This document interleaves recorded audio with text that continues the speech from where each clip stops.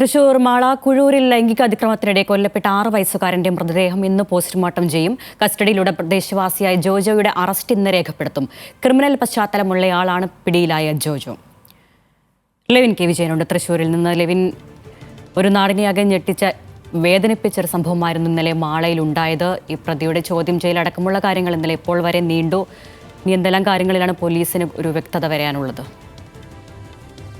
പ്രതിയുടെ പ്രാഥമിക ചോദ്യം ചെയ്യൽ മാത്രമാണ് പൂർത്തിയായിട്ടുള്ളത്. ഇന്നലെ അർദ്ധരാത്രി ജില്ലാ പോലീസ് മേധാവി ബി കൃഷ്ണകുമാർ അടക്കമുള്ള ഉദ്യോഗസ്ഥർ നേരിട്ടെത്തിയാണ് പ്രതിയെ ചോദ്യം ചെയ്തിട്ടുള്ളത്. 22 വയസ്സുകാരനാണ് കസ്റ്റഡിയിലുള്ള ജോജോ. ബൈക്ക് മോഷണം, ലഹരി മരുന്ന് കേസുകളടക്കം നിരവധി കേസുകളിൽ പ്രതിയാണ് ജോജോ.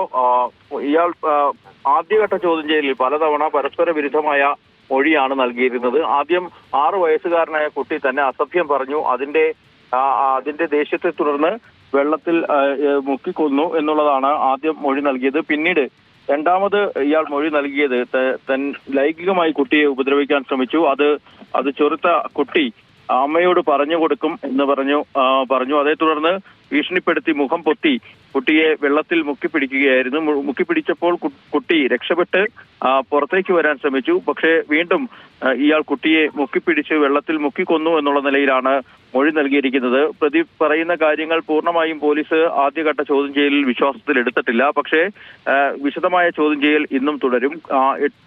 ഇന്ന് രാവിലെയാണ് പോസ്റ്റ്മോർട്ടം നടക്കുക. തൃശൂർ മെഡിക്കൽ കോളേജിൽ ഇപ്പോൾ ചാലക്കുടിയിലെ താലൂക്ക് ആശുപത്രിയിൽ സൂക്ഷിച്ചിരിക്കുന്ന മൃതദേഹം തൃശൂർ മെഡിക്കൽ കോളേജിലേക്ക് ഇന്ന് രാവിലെ എത്തിക്കും. തുടർന്ന് പോസ്റ്റ്മോർട്ടം അടക്കം നടക്കും. തുടർ നടപടികളുടെ ഭാഗമായി തെളിവെടുപ്പും തെളിവ് ശേഖരണവും അടക്കമുള്ള നടപടിക്രമങ്ങൾ ഇന്ന് നടക്കും.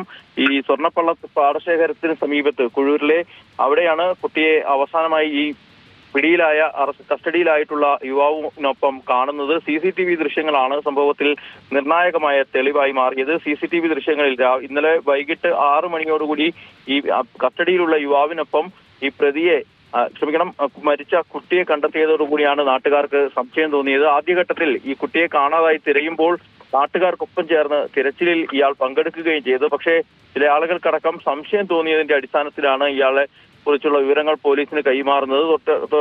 പിന്നാലെ പോലീസ് ഇയാളെ കസ്റ്റഡിയിലെടുക്കുകയും ചോദ്യം ചെയ്യലിൽ അസ്വാഭാവിക തോന്നുകയും ചെയ്തതോടുകൂടിയാണ് മരണം കൊലപാതകമാണെന്നുള്ള നിലയിലേക്ക് കാര്യങ്ങൾ എത്തുന്നത്. ഇന്നലെ വൈകിട്ട് 6 മണിയോടുകൂടി കാണാതായ കുട്ടിയുടെ മൃതദേഹം രാത്രി 9:30യോടുകൂടിയാണ് ഈ വീടിന് സമീപത്തെ സ്വർണ്ണപ്പള്ളം പാടശേഖരത്തിൽ കുളത്തിൽ കണ്ടെത്തുന്നത്. ഫയർഫോഴ്സ് എത്തി തിരച്ചിൽ നടത്തിയെങ്കിലും പ്രദേശവാസിയായിട്ടുള്ള ആൾ വെള്ളത്തിലിറങ്ങി നടത്തിയ തിരച്ചിലാണ് മൃതദേഹം കിട്ടിയത്. കുട്ടിയുടെ പിതാവ് വിദേശത്താണ്. ഇന്ന് രാവിലെ ഇവിടേക്ക് എത്തും.